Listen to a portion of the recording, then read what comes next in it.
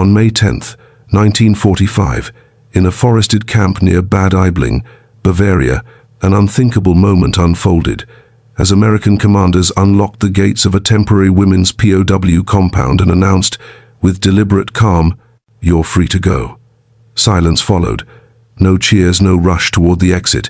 Instead, dozens of German women in tattered Wehrmacht auxiliary uniforms stood motionless, eyes wide with disbelief.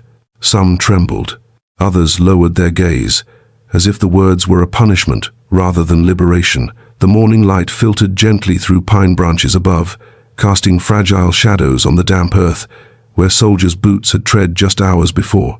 A line of young American MPs waited silently at the perimeter, expecting chaos, expecting gratitude, maybe even hatred. But what they saw was something they had never prepared for: women who clutched their satchels tighter, took tentative steps not forward, but backward, toward their barracks. Prisoners, refusing freedom. It defied understanding, and had only just begun. The camp had once been a Luftwaffe signals base, later converted into a holding area for captured female auxiliaries, typists, radio operators, nurses. By early May, it housed over 60 women, most between the ages of 17 and 30. They weren't hardened Nazis, not in the way the Allies feared. But they wore the uniform, bore the insignia, carried the burden. Now, with Germany's surrender declared just days earlier, they had been told they were no longer prisoners, merely displaced people. Yet many remained on their bunks, gripping dented mess tins or small framed photographs of loved ones left behind. One young woman, Ilse Hartmann, stared out from behind the wired fencing, her torn coat cinched tight, lips trembling. A week ago, she had expected death once the Americans arrived. Every whispered rumor said they would be stripped, humiliated, shot. Instead, they were fed, offered medical care, and now, release. So why did the very word freedom feel like a sentence? For some, it was shame. Not shame for what they had done, but for what they had allowed themselves to become. They had obeyed orders, filled posts behind the front lines, typed out commands they didn't write. But complicity doesn't always wear blood on its hands, it festers in silence. Others feared the outside world more than the prison they knew. The Third Reich had trained them to believe the enemy was savage, merciless. Now those same enemies offered them chocolate, bandages, warmth. 40-year-old Matilda Kramer whispered prayers each night that her family was safe in Dresden, though deep down she knew the bombs had reached them long before news did. She hadn't seen her children in months. To step outside now, to walk into a broken fatherland, ruled by victors with foreign tongues, was to abandon the last thing that resembled order. Uniforms, routines, even captivity, it had all become a fragile comfort. Leaving meant facing a world they no longer recognized. The Americans were baffled. Major William Harlow, a seasoned officer from Kentucky who had landed at Normandy and seen the liberation of Buchenwald, had never witnessed anything like it. He walked through the compound with his interpreter, repeating the same words in slow, careful German. "You are no longer prisoners. You can leave." The women nodded, but few moved. Some cried. One by one, they approached him not to ask for directions home, but to plead to be allowed to stay. Harlow recalled later how a girl no older than his own daughter pressed a letter into his hand. It wasn't addressed to anyone, just pages scrawled with memories and apologies. "We were told you would kill us," she whispered. "But this is worse, we have nothing to return to." A few offered to help clean the camp, cook for the guards, serve in any way that allowed them to remain behind those fences. In haunting irony, captivity had given them structure. Outside those gates, there was only rubble and reckoning. As the days passed, and word of their hesitation trickled through the ranks, Harlow received orders to clear the camp by week's end. Other liberated zones needed resources, and nothing about this compound aligned with standard protocol. But still, he delayed. Each inspection revealed more than resistance, it revealed sorrow too heavy to carry alone. Evelyn Sommerfeld, barely 20, had sewn a small satchel from old uniform scraps, her only possessions inside. A postcard from Königsberg, a locket without a photo, and a child's glove. She told an army nurse, in halting English, that she feared what waited outside more than what she feared within. "At least here, we are known," she said. "Out there, we're ghosts." And so the compound remained a liminal world, half prison, half sanctuary, a place where victory felt like abandonment and freedom came cloaked in mourning. The gates stood open, but the war inside them raged on, silent and unseen. It was in those strange twilight hours, before the final evacuation, that something unexpected happened. A group of local German women appeared at the edge of the camp, faces drawn, hands grasping woven baskets. They called no names, offered no explanations, just slowly passed small bundles through the wire fence. Bread, boiled potatoes, scraps of soap. One muttered, "For the girls." It was a moment that rewrote the roles civilians aiding prisoners who no longer were. Harlow watched from his jeep, too stunned to interrupt. Perhaps it was pity, perhaps shame. Perhaps it was recognition of daughters and sisters, broken in the same war, grieving on different sides. Inside, the POWs wept softly as they clutched the food to their chests, not for the nourishment, but for the gesture, the proof that someone remembered them. In that brief exchange, fences dissolved. For the first time, they looked not westward toward freedom, but inward, toward something far more elusive, forgiveness. But forgiveness, like memory, does not arrive all at once. When trucks finally pulled in to transport the women away, some to processing centers, others to whatever remained of their families, there were no salutes, no farewells, just quiet compliance. Some held hands, others clenched their satchels. A few never looked back at the camp that had become their shield. As the compound emptied, Harlow stood by the main gate, eyes scanning the procession. He had expected grief, but not this depths of severance. Only one woman paused before stepping into the truck bed, Ilse Hartmann. She turned to him, lips parted as if to speak, then simply nodded. It wasn't gratitude, it wasn't peace. It was something heavier, acknowledgement perhaps, or the realization that survival does not always mean rescue. The engine roared. Dust rose. Within minutes, the camp was silent again. Empty barracks, abandoned tin cups, footprints in the mud, ghosts of women who had walked free, but left a part of themselves behind. Yet that silence didn't last. A week after the evacuation, a young corporal from the Signal Corps returned to the camp to dismantle remaining equipment. His journal, later discovered in a Berlin archive, described the barracks as eerily preserved, as if waiting. On one cot, he found a folded note tied with twine, Ilse's handwriting. "We followed orders," it began, "but forgot to listen to our own souls." That note would become part of a dossier on displaced civilian auxiliaries, buried in military files for decades. But for those few who had stood inside those fences, both prisoner and guard, something intangible remained. A glimpse of a war that was not just fought with bullets and banners, but with belief, fear, and memory. In the end, the story of the women who hesitated to leave was not about loyalty to a regime or fear of punishment. It was about identity, untethered. Freedom had arrived, and with it, their reckoning. In the years that followed, the story of the Bad Aibling compound was forgotten by most. No monuments were raised, no medals awarded, no pages in textbooks reserved for the women who stood still when the world moved on. But among those who served there, fragments endured. Letters preserved in attic trunks, sketches of the camp drawn from memory, a single white glove kept in a drawer, untouched. Major Harlow retired quietly, refusing interviews but writing privately to a colleague. "They taught me that survival doesn't always roar. Sometimes, it whispers from behind barbed wire." For Ilse Hartmann, no clear path emerged. Records suggest she made it to Hamburg, lived by sewing hems and repairing sleeves for ration bread. She never spoke of the compound. But once, in a letter smudged with ink, she wrote, "They let us go, but it was inside the fence I remembered who I was." And perhaps that is the paradox the war left behind, that in the ruins of captivity, they found the shape of their lost selves, not in chains, but in what lingered after they were cast off.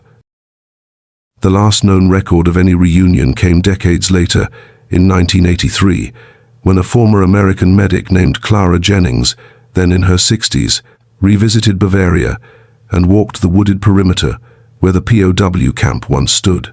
There was no trace, just saplings grown thick, pine needles underfoot, and the faint rustle of leaves whispering over the silence.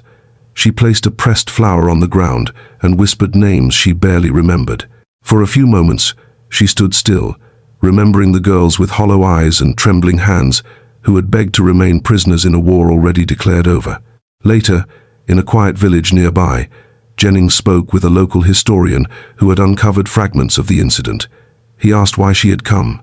She replied, "I came to remember those who stayed behind, even when the gates were open. Because freedom, without belonging, is another kind of exile." And with that, the story returned to shadow its echo, lingering in the space between liberation and loss, memory and silence. Somewhere, in a quiet archive in Berlin, a microfilm labeled Camp Alpha, Bad Aibling, May 1945, still resides untouched. It contains faded photographs, women lined up in mismatched boots, a chalkboard with the word entlassen scribbled across it, meaning released. But release, as history teaches us, does not always come by opening gates. For these women, freedom was not an end, but the beginning of a lifelong search for reconciliation with their past, with themselves, and with a world that had moved on without them. And in that silent, shuttered place among the Bavarian pines, what remained was not just the memory of a war or the melancholy of a lost homeland, but the haunting truth that in some prisons the walls were not made of wire, but of what the soul could not yet bear to face. The story fades there not with resolution, not with triumph, but with the echo of footsteps that dared not run, even when the path was cleared. In a reconstructed museum exhibit decades later, tucked in the back corner of a hall devoted to post-war transitions, a display was briefly erected featuring a weathered field map, a pair of grey uniform gloves, and a faded quote on an oxidized brass plate. "Not all freedom sets you loose. Some carries you further into the self." Visitors passed it by with a glance, most unaware of the story behind it. But once, a young girl stopped and stared, her grandmother beside her falling unnaturally quiet. She ran her fingers along the display case and asked, "Did you know them?" The older woman hesitated, her gaze locked on the gloves. "I knew a place like that," she replied, "where women waited not to escape, but to belong again." And in that quiet moment, across the years and beyond the wire, the past breathed once more, not loudly, not clearly, but enough to remind the living that some goodbyes are never spoken, only remembered. The museum removed the display the following year. Too obscure, the curators said, too specific a memory for a war filled with grander tales and graver villains. The box of artifacts was shelved in a backroom archive, index number CM0457, but now and then a researcher would stumble upon it, a glove, still faintly creased, a blotted field sketch, the brass plaque almost unreadable. And in that rediscovery, something stirred. Not just history, but the ache of what history leaves behind. Because the story of Bad Aibling was never about whether those women were guilty, or innocent, or brave, but about what it means to belong nowhere, to mourn silently, to wake each morning between surrender and survival. Their silence never begged forgiveness, only remembrance. And so, in the hush of stacked documents and quiet shelves, their story endures not as a headline, not as closure, but as a question hanging gently in the dust. When freedom knocks, who among us dares to open the door? Outside the museum's archive room stands a single frosted window, barely letting in daylight. The glass blossoms with condensation in winter, obscuring what lies inside. But behind it, layered between cold metal drawers and brittle manila envelopes, rests the only surviving witness to those days that defy clean endings, a glove too small for war, a handwritten note too fragile to stage. History often prizes the loud, the triumphant, the final.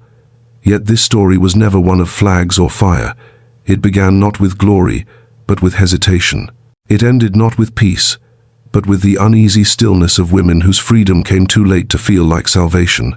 And so, in the dusted silence, their memory waits not for validation, but for someone willing to pause, to listen, and to see them not as enemies, nor heroes, but as people suspended between wars, between identities, between the life they lived and the one they never returned to.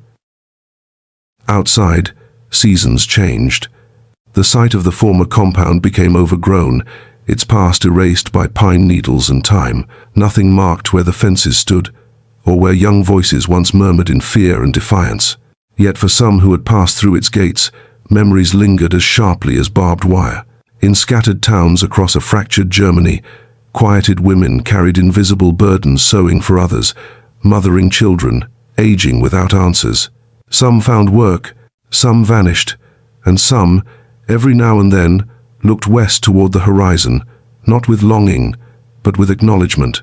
They had been set free, yes, but not all prisons are made of steel. The war had ended on paper, but timelines are cruel to human hearts. Freedom, for them, was neither arrival nor escape. It was a quiet unfolding, brittle as frost on the window of a forgotten archive. And in that stillness, the real story endures not in medals or victory parades, but in the silence that follows when history dares to whisper instead of roar. No final chapter was written for the women of Bad Aibling. Their names appear only occasionally in marginalia of reports. No scholar cites. In photographs no caption can properly explain. Yet their story is not lost, it is simply buried beneath louder legacies, waiting in the pauses between wars and the silence that follows supposed peace. In the end, they bore no banners, fired no shots, and made no proclamations. They hesitated. They stayed. And in this quiet defiance, they revealed a deeper truth about war, not how it ends, but what it leaves behind. In lives half-lived, in choices too heavy for youth, in the ache of being unmoored. You're free to go, they had been told. But it was not the barbed wire that held them. It was the weight of memory, of duty, of loss. And as history thundered past them, somewhere behind a frost-glazed window, a single glove remained a relic not of defeat, but of the courage it takes to carry on no matter which side of the gate you're on. And still, in forgotten corners of modern Germany, quiet biographies unfold retired seamstresses with wrists stiff from time, women who once stuffed uniforms into cellars and tucked their silence between stitched seams. Their children, and now grandchildren, rarely ask, and when they do, the answers come laced with pauses, glances toward a window, or the slow rubbing of an old porcelain cup. No one talks of Bad Aibling, not directly, but sometimes, in a fragment of lullaby, or the way a pot is stirred slowly to avoid waste, the past breathes its way back, not to haunt, but to remind that even among history's vast wreckage, there are stories not of triumph or terror, but of endurance, of hesitation mistaken for weakness, of humanity mistaken for defeat. And perhaps that is where the truth lies, not in what was said, or even what was done, but in that fragile space between barbed wire and open gate, when a voice whispered, "Stay," and another dared to listen. Years later, in a university seminar on post-war memory, a young historian stumbled across an obscure footnote referencing female POWs voluntarily remaining in Allied custody. Intrigued, she traced it to a faded Red Cross report, then to archived field communications, and finally to the near-forgotten files in Berlin. What emerged was not a saga of military strategy or courtroom justice, but a mosaic of fragility and choice of girls in grey uniforms who chose barbed wire over a world mutated by loss. And as she pieced together those voices, Ilse's trembling handwriting, Clara's field diary, Harlow's private letters, something stirred in the silence between their pages. Not closure, not indictment, but endurance. An endurance that echoed not in declarations, but in broken routines, worn gloves, and a single phrase uttered by a woman who had once stood between a bunk and the gate. Sometimes, the only place left to belong is the one where you were once held. And with that, history exhaled, quiet, unseen, remembered. Back in the Berlin archives, the young historian adjusted her reading lamp, eyes rheumy from hours spent parsing the delicate sprawl of forgotten handwriting. Around her, fluorescent bulbs hummed over rows of unvisited shelves, each drawer a mausoleum of whispered recollections. She paused over one final note, brief and unsigned. It read, "We walked through the open gates, but we left ourselves behind." She closed the file with reverence, as if not paper but memory had been sealed within. Later, alone beneath a pale October sky, she wrote in her journal, "Some histories arrive not to be understood, but to be carried." And so, The legacy of Bad Aibling lived on not in textbooks or documentaries, not in plaques or parades, but in the quiet reshaping of how one person interprets silence, because sometimes the most haunting stories are the ones that never end fully. They remain suspended, like breath on cold glass, waiting for a gaze to find them and remember. And perhaps that is where all wars eventually go, not just into archives or ruins or whispered memories, but into the hands of those who choose to see, hands that turn pages gently, unfold yellowed letters, trace names in forgotten margins. In quiet corners of a world endlessly rebuilt, those hands become the final keepers, not of vengeance or glory, but of understanding. The women of Bad Aibling did not etch their story in victory, they left it in silence, in hesitation, in the heavy grace of choosing to stay. And in doing so, they revealed a part of the war too easily overlooked, the soft echo of dignity among ashes. So if one day sunlight strikes the window of an old archive just right, and someone pauses to look inside, perhaps, for a moment, they will see more than paper and dust. Perhaps they will see her, a young woman in a grey coat, standing very still, waiting not to be remembered, but to be understood. In the end, the story of Bad Aibling is not a war story in the way most are told. It holds no battle map, no medals of honor, no names etched in granite. Instead, it lingers in the uncertain pause between survival and escape, in the soft weight of things nearly forgotten, a locket, a glove, a phrase whispered inside a barracks long dismantled. It is a story not of fanfare, but of quiet decisions made in silence and fear. And that is perhaps where its power lies, in the refusal to be simplified. In every open gate, there was hesitation. In every set-free prisoner, a reckoning.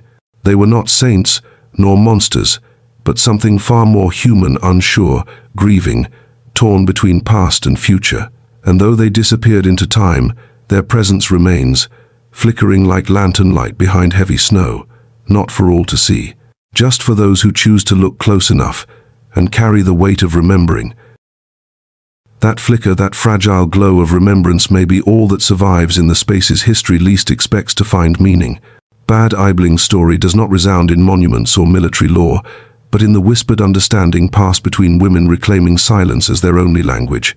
Perhaps that is the final truth it dares to offer, that sometimes the most courageous act is not escape, but the willingness to face freedom with trembling hands and an uncertain heart, to stand in the doorway of a new world and admit you are not ready.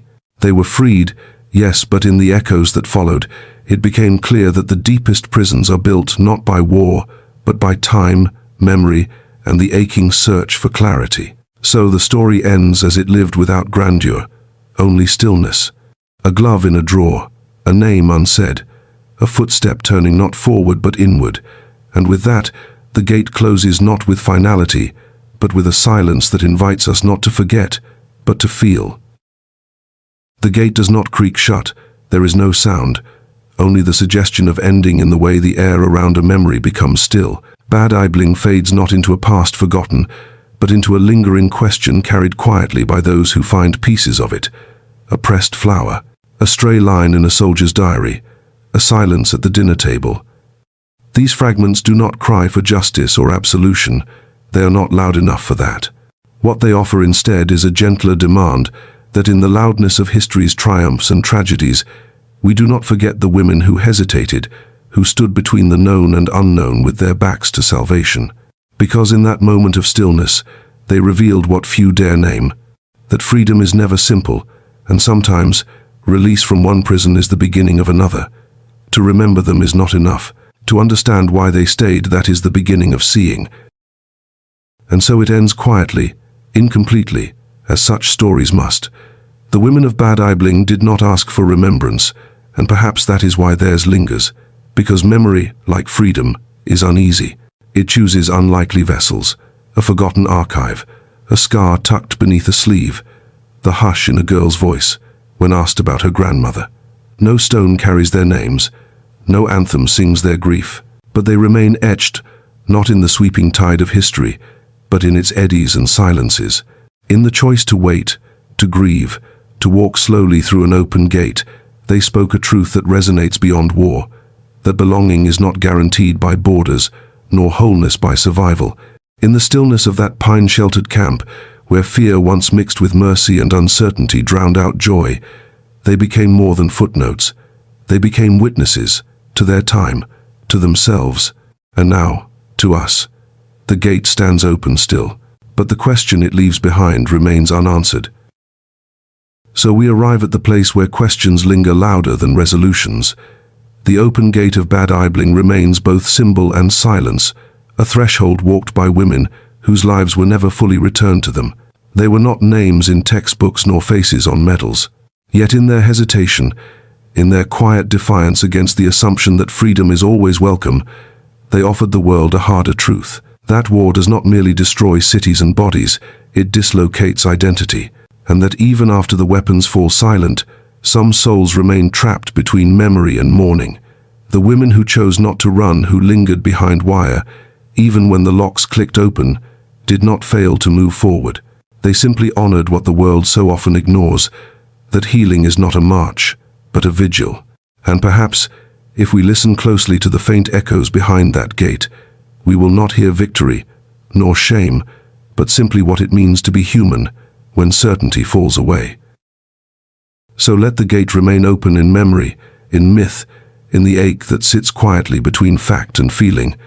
Let it stand not as a monument, but as a mirror, because the story of Bad Aibling was never truly about prisoners or liberators, uniforms or ranks. It was about the fragile reckoning that arrives after a world ends and something unrecognizable begins. In every war, there are those who fight, those who flee, and those who freeze, stilled not by fear, but by the loss of self. The women who stayed behind bore no slogans. They carried only the weight of unspoken dreams, halted rituals, and the question that still echoes in the bones of forgotten places: who am I now? In honoring them, not with trumpets but with silence, we make room for the stories. History cannot cleanly tell those that linger not in timelines, but in the tender, human breath paused at the edge of freedom. The story ends here, but its silence keeps speaking.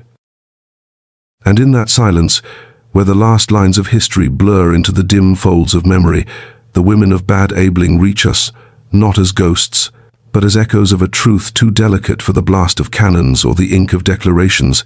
They remind us that freedom, when handed to weary hands trembling with loss, is not always a banner to be raised, but sometimes a question held close like a scar. Their story does not conclude with triumph or tragedy, but with a lingering breath suspended in time, past the gates and into shadow. They stayed when they could have gone, and went without ever truly leaving. No single voice can fully contain them.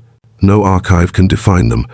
But in the stillness that follows war, in the quiet sigh of pine needles brushing a forgotten path, they remain, waiting not to be named, only to be felt. In that, perhaps they never needed rescuing, only remembrance. In the still dark hours before dawn, somewhere far from Bavaria, a student adjusting archival reels in a quiet university lab pauses on a blurry photograph, rows of women whose eyes seem to watch her across time. Faces half-turned, expressions unreadable. In the silence, she thinks of Ilse, of Clara, of Evelyn and Mathilde, of stories smudged at the edges like ink left out in the rain. And in that suspended hush, between facts and feeling, the truth of Bad Aibling breathes once more. Not as history with its tidy dates and conclusive endings, but as memory uneven, unresolved, and real. She presses her palm gently to the glass, not to learn, but to witness. Because some stories do not end when the script fades or the window closes. They linger in the air, patient and waiting. And perhaps that is all memory ever asks of us, not to rewrite the past, but to carry its unfinished sentence onward into the quiet light of morning. And so she walks out into that morning, soft, ordinary, wrapped in the silence only those who've read too deeply can hear. Around her, the university wakes. Coffee cups clink, shoes tap across linoleum, emails hum to life. But she carries something now weightless as breath, heavy as knowing. Not the burden of answers, but of presence. She has not solved Bad Aibling's mystery, nor healed its ache. Yet within her is the imprint of paused footsteps, of voices too afraid to shout, of lives frozen at the gate between before and after. Perhaps that is all remembrance ever truly is, not thunder, but the gentlest kind of reckoning, the kind that shapes how one speaks, pauses, listens, the kind that reminds us history does not simply ask who won it, asks, quietly, who stayed. And in honoring those who lingered when the world moved on, we find not just their truth but our own, waiting in the silence left behind. Because memory, like grief, does not follow rules. It appears gently, like mist curling through tall grass, or fiercely, like a pang behind the ribs, just when the world expects silence.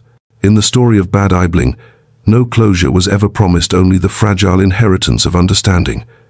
The student, like the women before her, does not speak of bravery or blame. She carries not a history, but a question. How do we honor those whose clearest moment of truth came not in action, but in hesitation?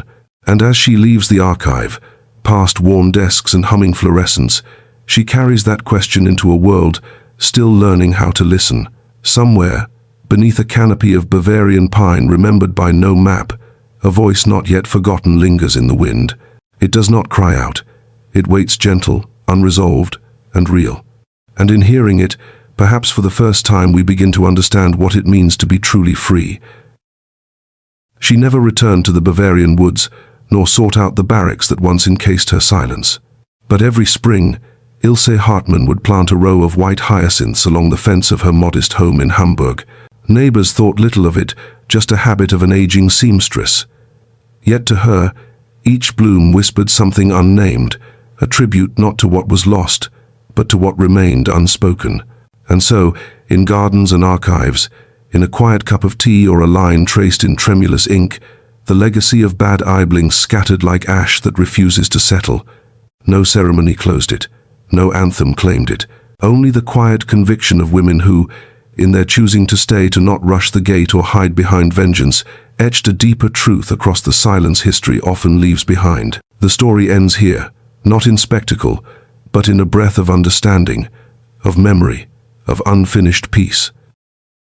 And now, as the last words come to rest, the story of Bad Aibling closes not with a curtain, but with a breath exhaled into the dusk of time.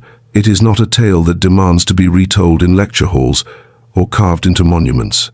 It is a story of pause, a quiet refusal to follow history's script of clarity and courage. In that hesitation, in that moment between captivity and choice, lived a kind of truth rarer than victory. The bravery to remain human in the face of dehumanization, the quiet endurance of those who sought dignity over escape. Like hyacinths in the frost, they bloomed where no one expected, not to be seen, but simply to be. And so, Ilse's white blossoms return each spring not to remind of war, but to reflect the grace of those who waited to belong. A grace not marked in history books, but felt where silence remembers better than words ever could. So let the hyacinths bloom still, in the cracked soil of a healing Germany, in the faded ink of unsent letters, in the breath just before confession. Let them stand as soft monuments to lives half-shadowed, to truths half-spoken. Not every chapter is meant to close with clarity. Some deserve only the hush of being held, gently, in remembering. The women of Bad Aibling did not reshape the world, but they revealed where it frays, between justice and mercy, between fear and longing, between the gate that opens and the heart that stays behind. And so we end not with fanfare or resolution, but with that enduring image, a single white glove in a glass case no visitor notices, a question too tender to answer, and the subtle grace of knowing that some stories defy being finished because they are still being felt. And so the story lingers not as a chapter closed, but as a breath held just a moment longer. Bad Aibling, a place without a monument, without a defining cry, remembered not in stone or song but in silence. In the soft echo of hesitant footsteps, in the shadow of an open gate, it leaves us with no verdict, only the echo of women who were neither oppressors nor martyrs, but something in between, youth bent beneath the weight of a world crumbling around them. Their legacy is the question they left behind, the weight of a freedom offered too late, and the dignity of not forgetting who they became when everything else was stripped away. If memory has a sound, perhaps it is this: the hush between two heartbeats, the sound of hands folding empty uniforms, and the soft, unyielding bloom of white petals in spring. A silence that does not end the story but holds it, gently, in the quiet place where truth endures. And there, In that fleeting hush between remembrance and forgetting, the real legacy of Bad Aibling settles not as conclusion, but as presence. Not an end, but a space quietly kept open for those who dared not look away. The women who once stood behind wire, who clutched satchels instead of flags, who whispered instead of wept, gave the world something harder than resolution. They gave it the cost of silence. For every war fronts its battles, but it's in the aftermath, in the choices made when the shouting stops, that the deepest truths lie. In gardens, in archives, in the eyes of those who never speak of those days, Bad Aibling endures. A story not etched in stone but breathed in passing, known not by its noise, but by the quiet it leaves behind. And in that quiet, we are asked not to judge, nor to celebrate, but simply to stay for a moment longer and remember what it means to hesitate and be human. Because in the end, Bad Aibling was not a place, but a threshold between war and peace, identity and loss, the world outside and the self within. The women who stood there, who paused and did not cheer when the gates opened, left behind a truth difficult to speak and harder still to forget. They became gravity for the spaces in history left unspoken, the weight we feel when we hear silence instead of stories, hesitation instead of applause. And so, with the last echo fading into the pines, with the last hyacinth blooming in quiet defiance, the film closes not on certainty, but with a final image, a path once trodden by feet unsure, vanishing beneath spring blossoms and years. No grand finale, just the shimmer of recognition that even in the smallest acts, staying, watching, remembering, there is a defiance all its own. The gate remains open, the past gently beckoning, and the silence still waiting to be heard. And so, held in that final image, a figure standing still before an open gate, eyes turned inward, breath caught between memory and tomorrow, the story exhales its last, not in triumph, not in shame, but in the enduring rhythm of those who lived through silence and chose to honor it. A legacy untied from victory or guilt, suspended instead in the quiet courage of reflection. For the women of Bad Aibling, release did not mean forgetting, nor did survival ease the weight they carried. Their steps remain woven into the unseen fabric of history, a quiet resistance to forgetting and a testament to how freedom, when offered in the aftermath of collapse, can feel more question than answer. And as daylight edges across time's forgotten corners, we are left with the only truth they gave willingly, that to pause at the threshold, uncertain and human, is its own kind of strength. That is where the story rests, still and still alive.